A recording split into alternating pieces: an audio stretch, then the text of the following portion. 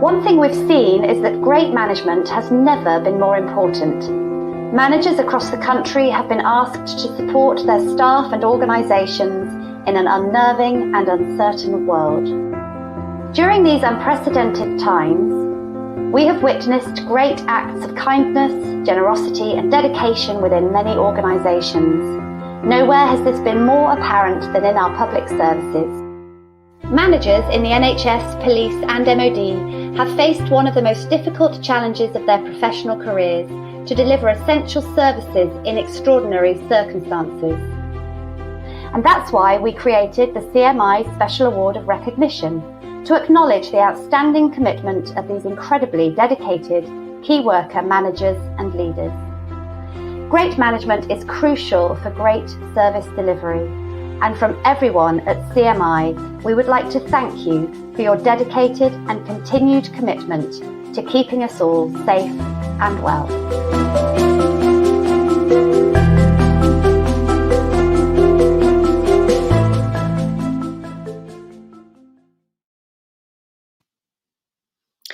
Good afternoon, everybody, and isn't that an amazing video? I'm delighted and honored today, this Friday, to be speaking with Paul Griffiths, the Chief Superintendent and President of the Police Superintendents Association, as part of our special series on the Friday briefing to honor the public sector managers and leaders who have been keeping us safe in this crisis. So welcome, Paul. Good afternoon. So, Paul, we just saw that very moving video, and as you know, many individual managers and leaders in the police forces have risen to the challenges, and hence our certificate of special recognition. And I know you've been a huge supporter, and we've already issued hundreds of those to date. What examples of great leadership have you seen, and what's been the impact of any of this special recognition? And perhaps we can start with that. Yeah, so I think most, if not all, leaders recognise that they can only operate within a team environment, and it's so important to keep that team gelled together, cohesive, driven, focused, and delivering. Never before this year has that been so profound, particularly for the police service, keeping everybody together. And clearly, as leaders, we've been recognising some outstanding work from our membership. And in a very practical sense, I think many leaders send their thank yous out by emails or by some of the video conference calls. I know many have written letters or sent cards, and I found myself even doing the same with one colleague. Send out a card of just appreciation for what they've been doing, and trying to make it as personal as possible. And I think that's the real catch. That's the thing that really hits home in terms of leadership and your team, is whether you can connect up and you can truly demonstrate your appreciation for what they do. Now, what I've seen with this CMI special recognition is it's almost taken it to that next stage. And so I singled out one individual, a sergeant from another force working in a national environment, who I saw on a very regular basis under incredible pressure to deliver, certainly operating at a level far above what he was actually, his role dictated, operating all hours of the day to try and deliver and support. And I'd gone through the thank yous, and I'd done the card, and I actually chose to put the individual forward for a special recognition, and the response was incredible. It was humbling. It was they were clearly touched by what had happened, and I think it's about the process of just spending a little bit of time, just to in a personal way, to recognise that individual that really hits home. So I would encourage anybody to look out for those individuals that are really deserving of this recognition, and this offer as well from CMI, because it really takes the sort of whole recognition and support as leaders to the teams to a different level. And you very kindly offered up yourself as the contact should they wish to find out more, so you can email Paul or tweet him, and you can find out more if you are in the police force about how you can nominate somebody for this special award. So thank you for that. Now, of course, many other managers and leaders that aren't in the police are very keen to hear the advice that you would give to them as to how they can cope better with this crisis. What would that be? Well, I think, just in terms of what the police service has had to face, has probably uncovered, some slight changes in terms of our leadership styles. Right in the build up to all this, and we were going through a phase where we'd had 10 years of austerity in the police service. The numbers have been cut considerably.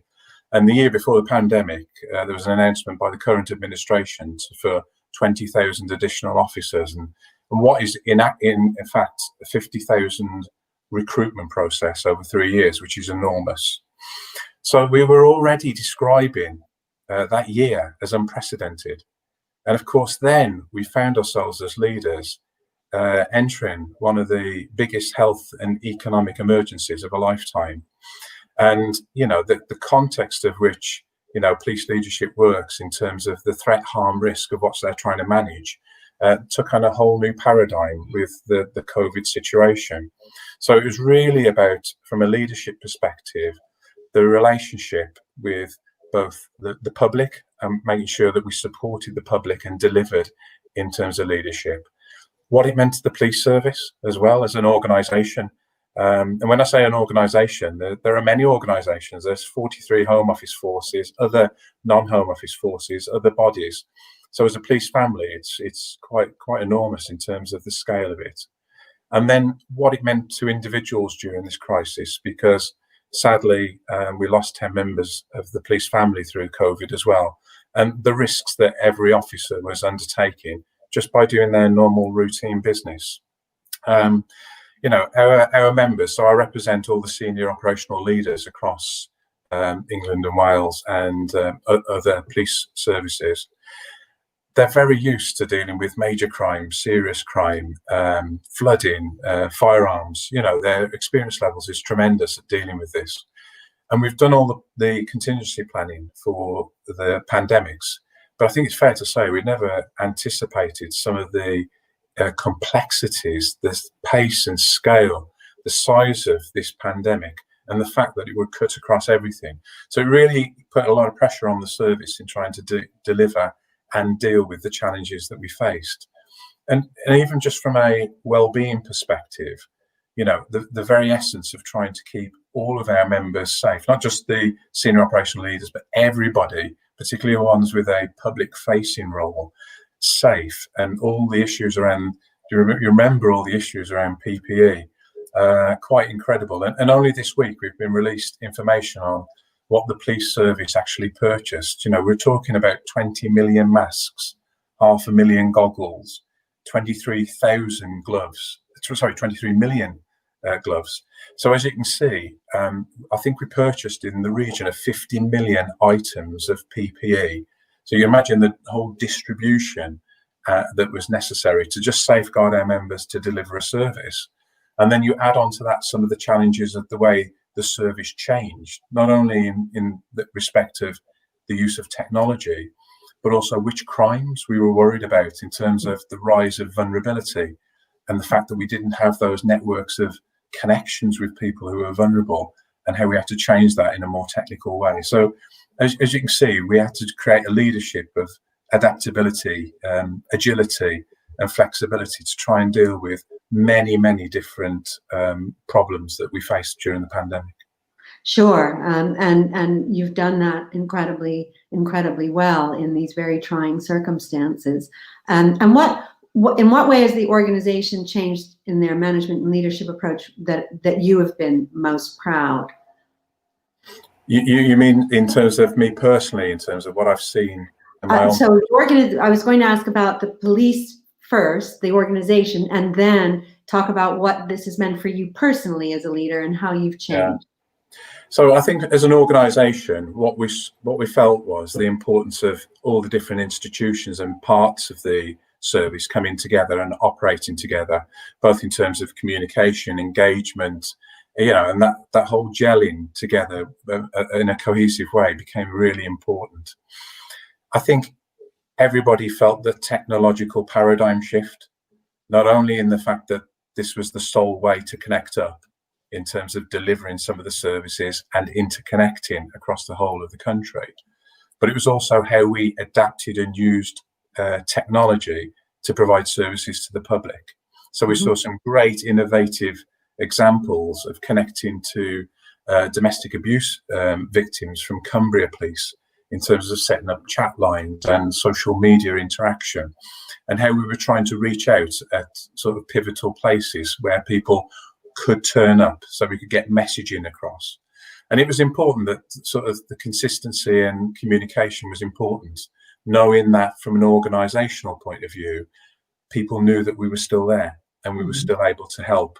There was clearly a massive drop-off in terms of incident reporting, and I think there was a whole feeling across the public to let the police, as part of the emergency services, get on with their job. But of course, getting on with their job may have included dealing with some of those individuals as victims.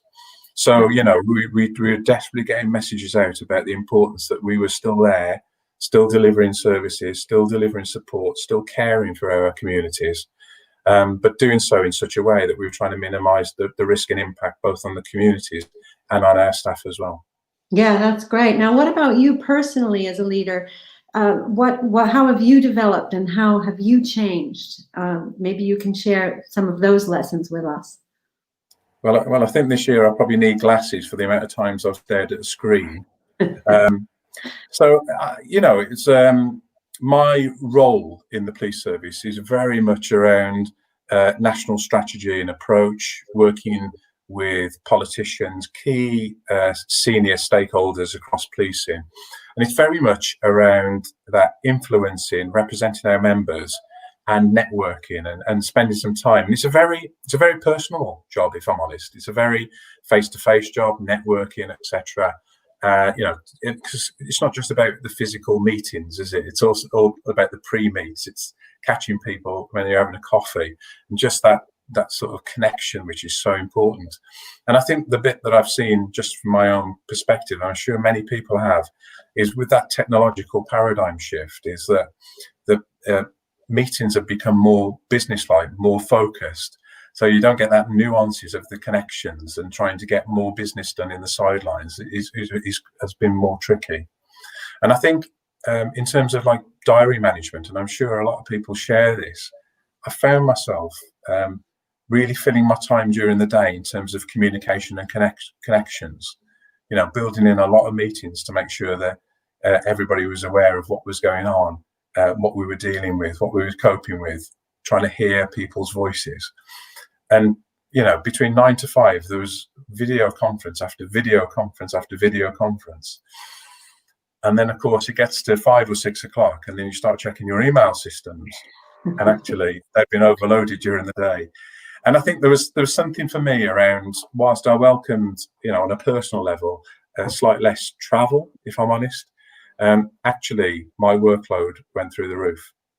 You know, and personally, I had to take care in terms of screen fatigue, if I'm honest, diary management, and trying to build in a little bit of well-being for myself to try and cope with it. And to be honest, when we were speaking to our members, they were coming back with comments about their workload being brutal. And a lot of the senior leaders who were doing the strategy and planning and contingency work were really under a lot of pressure. So, you know, it's a bit of self-reflection actually around, you know, was there a better way I could have operated? And, you know, there probably was, but you sort of get wrapped up in the national emergency. You want to do your best. Or every time you've dealt with an emergency or crisis, you've worked ridiculous hours for the greater good. And you've done it with a kind heart and a lot of professionalism and determination. And we saw lots of that. But I think we've got to be realistic about it, is it's gone on for a long time. And whilst many of our crises are wrapped up in the main, after sometimes 7 days, you can get control of a situation, etc., and it becomes more normalised. This has gone on for months and months. And I think what we're seeing in the police service is a slow rise in cumulative fatigue. And I think that's something that not only personally I think it's important to watch, but I think as an organisation, that is an area that needs a sharp eye. So keeping an eye on your own well-being, and that the well-being of others that you're working with is an absolute key lesson that you've learned, because obviously this is going to be with us for some time. So there's also, as we know, the police have been very much in the public eye throughout this pandemic. And then, of course, on top, there's the Black Lives Matters movement. So maybe you could talk a little bit about how public perception of the police has changed during this period, either positive or negative, and what challenges, if any, have occurred to the reputation, and how have you met these challenges, and how are you responding to some of the D&I issues that have arisen? I mean, it's such a huge issue. To try and wrap that up in 5 minutes, in one sense, doesn't do justice, but I think it's really important to get some of the headline issues out. As a police service through the pandemic in general, dealing with that emergency, I think the police service went through different phases with its relationship with the media and the public. Some of the enforcement activity that was going on, some of the learning the rules at the same time. So the government would make announcements and we'd be learning them as quickly as the public in terms of how to deal with them. It caused a little bit of abrasion, there's no doubt about it. We didn't always get it right in terms of the pandemic. And then as a result, sometimes there was a tension between the police and the public. But we managed to work our way through all that. And some of the most recent polls have been very complimentary and supportive of the role of the police in terms of the confidence and trust of dealing with the pandemic. But I think since the George Floyd tragic death, I think that's sort of, whilst many have commentated that there's a lot of dissimilarities between America and the United Kingdom, particularly around policing and the public, there are also similarities. And I think we have to embrace those and understand those. And it did start a wave of activity, which I've gone public on saying that this is the second national emergency for the police in terms of our role in dealing with diversity and inclusion. You know, we've got a long history in relation to these issues, going back to the Brixton riots and the Scarman report in 1981. Then you go through to the Stephen Lawrence murder and the Macpherson report in 1999. And here we find ourselves now under considerable pressure around our relationships with the community and also our representation as a service. You know, and every sort of metrics that you view the police service in terms of its interaction, whilst there has been positivity over those previous 40 years, the reality is we're still not getting it right in terms of proportionality. And I think we have to be honest with ourselves about that. I don't think any officers really go out there to create this environment, you know, and I think there are deeper societal issues that we all share, but we have to face up to it as a police service. So what we saw in terms of the rise of Black Lives Matters and some of the challenges for the police service, we had to embrace, and it was really important that we did so. And one of the things I'd just like to stress is that we started to again open up the opportunity for people to share their lived experiences from operating as police officers. And you can have as many metrics as you want, but listening to some of the people's journeys was really impactful, to be honest. And it's good, you know, and I think it's really important as leaders now, we create the right environment to allow these messages to get through. Mm-hmm. We create the right environment to set the sort of right strategy and action plans and make a difference. And I think this is the first time I've seen a real energy across the police service that we need action as much as talk. And I think that's the message that we receive from many of our underrepresented groups. And that's the massive message I feel is really important for us to strive through. So thank you for that honesty, and really stress that listening and listening to the lived experience of, Black minorities and others is very, very important as leaders. And we support that. And we recently launched a CMI Race project, which will build on and provide toolkits. By the way, if you would like to ask a question, please type it into the chat. And we're going to take some questions. But first, I have one more question. You did reference the government in the beginning, yes. Finding out on the hoof about certain policy changes. Of course, the relationship with the government is always close, but COVID has made it even closer. And what have some of the challenges been in working with the government during this crisis? And Are there elements of their response that you think could have been better in terms of how you work together, and what have you learned about how to improve that for the future? Yeah, and my role is very key to working with not only the politicians, Home Secretary, Policing Minister and Vulnerability Minister, but also the officials as well. And that is my weekly, involvement is really working with those individuals in key positions of power and influence. And I think, we are apolitical in terms of ourselves as an organisation, and certainly I'm always apolitical in terms of my own, while every police officer will have their political leanings, I'll speak really objectively about what I came across in terms of this government and any other government that could have been in this situation of trying to deal with this pandemic. I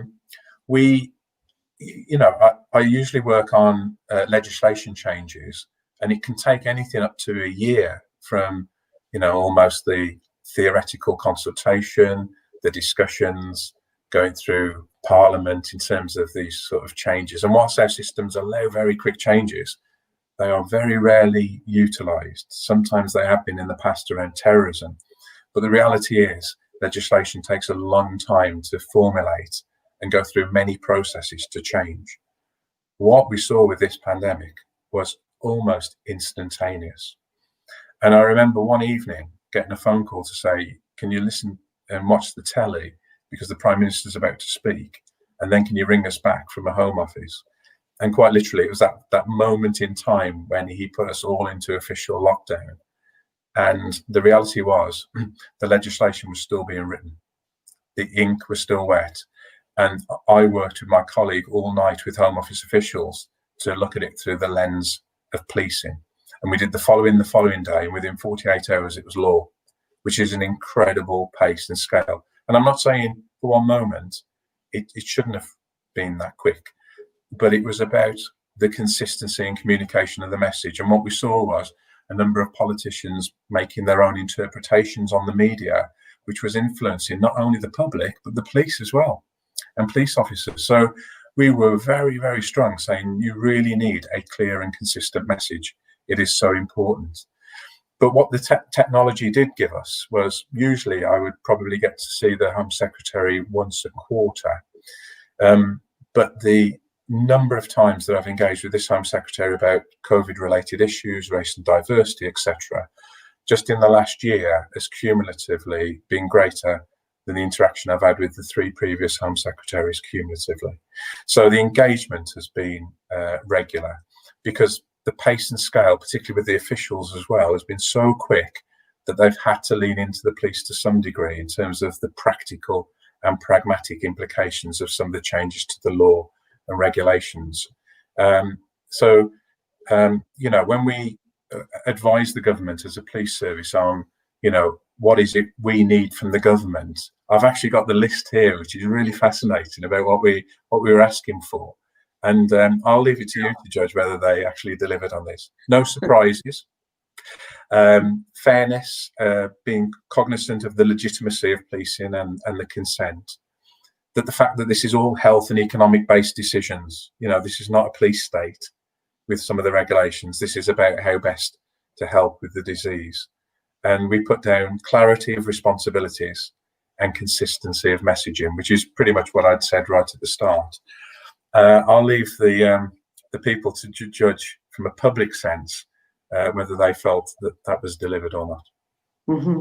Well, as with all things in management and leadership, you do need to be committed to an honest assessment of performance, admit where you maybe got things wrong, and commit to improving them. And I think in some of those areas, many people would feel that there is room for improvement, and certainly for greater clarity and consistency of messaging, as you've said.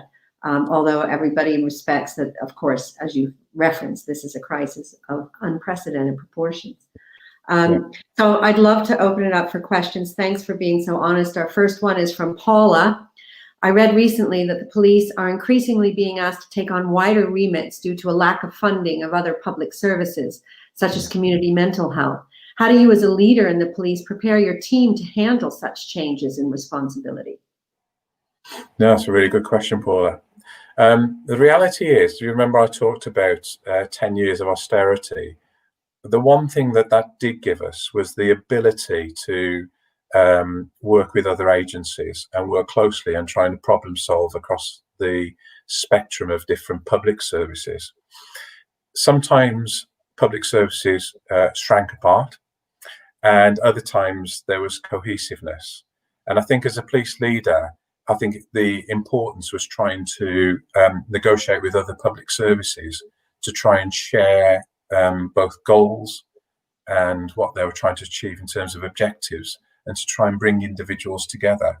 And we've always seen, haven't we, where you get a wider, richer team of different skill bases around the table. That's the big game changer. You know, that's the bit, whether it's within your own arena, such as me with the police, or whether it's working across public services, the richer and more diverse the individuals and what they bring to the table, actually the power by which you can actually make good, broad decisions that can have a more positive effect on the outcome. Now the reality is, because the funding was so extreme for those 10-year periods, there was a lot more shrinkage between public services than cohesion, if I'm honest with you. And because policing is not clearly defined, and I think that's deliberate, we do end up picking up a lot of issues that are left during the course of the evening or the weekends that other agencies may have been in a position to deal with routinely. So it has created additional pressure, which of course the police service has always taken forward, both politically and at a high strategic level, to try and negotiate better ways of dealing with matters across the whole of the public services. Sure. So that willingness to serve and that agility, you were practiced in that even before the pandemic. Our next question is from Mike. As a former police officer, I reflect very fondly on the leadership training I received in the early noughties. How, though, has this moved on since then? And what are the skills you focus on today as opposed to back then?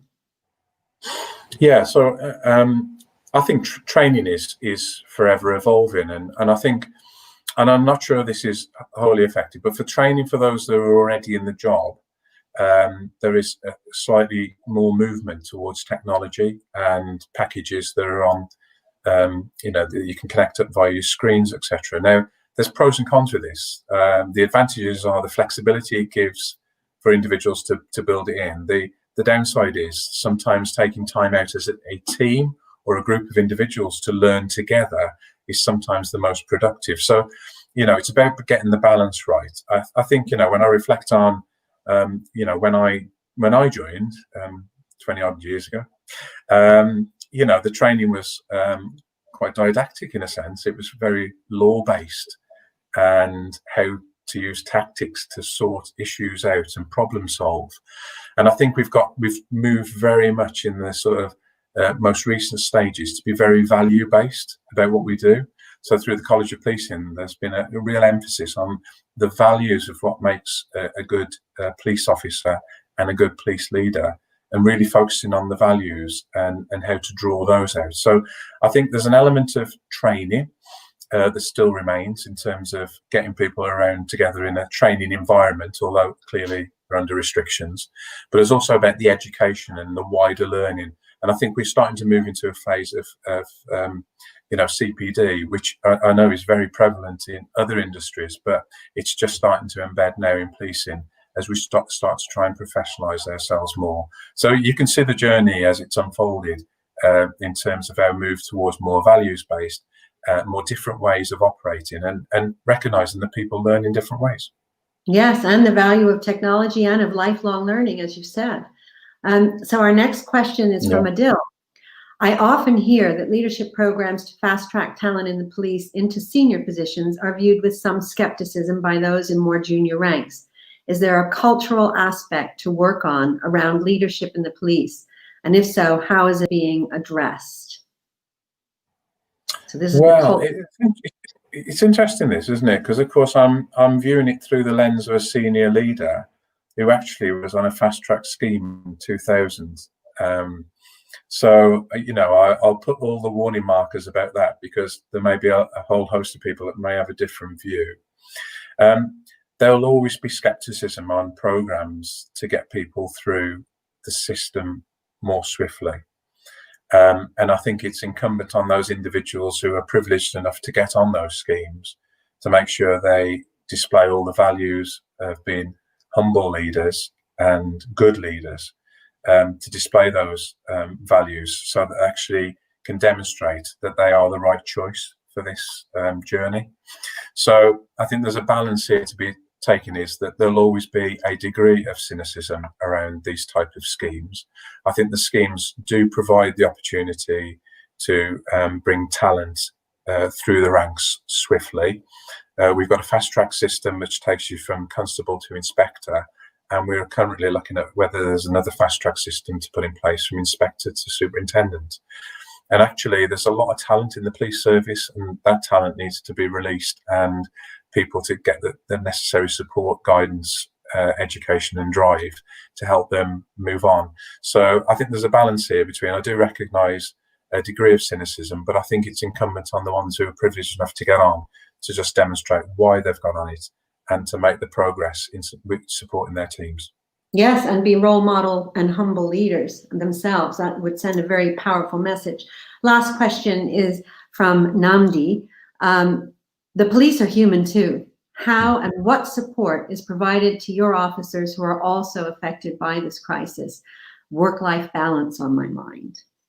Okay, so work-life balance is a good point, but if I could just go to what I would call crisis management and trauma-informed issues. Mm-hmm. I think those 10 years of austerity, it started to really put the pressure from the organisation onto the individual. And what we started to see was a rise in mental health issues in police officers and police staff, and a rise in PTSD. Now, nature of the job, I have personally seen, heard and smelt things that I prefer never to have experienced, if I'm honest, but you compartmentalise them and you move on. Some people, you know, it is too much for them. And so we have developed ways and means by which to deal with help and support. So we are really starting to move forward in terms of support from Mind and other institutions around how best to help people with mental health challenges, how to deal with trauma, how to debrief most effectively on some of the crisis situations that police officers have to deal with. And then there's the deeper issues around that work-life balance that you're raising here, which is really important around, you know, can work consume you basically? And actually you do need your time away from either the screen or the work. And it's really important. And sometimes I get it wrong personally, if I'm honest. And I spoke to you very honestly earlier that I probably was suffering screen fatigue because I was just working too many hours. And I probably wasn't performing at the best of my ability because I wasn't getting enough breaks and going for those long one singular walks that we could do in Wales. So, you know, I think there's a lot more work to be done. I think all the groundwork is starting to develop in the police to make sure that environment is created. But it is such a fragile environment that, you know, many people can suffer very quickly. And I think there are wider issues for society as well as we come out of the sort of lockdown situation about what that has caused cumulatively to individuals and to officers. So, you know, well-being, welfare, it is absolutely fundamental, because if you can't get police officers right, they actually can't do a good job. And so it's really important for us to deliver on this particular aspect.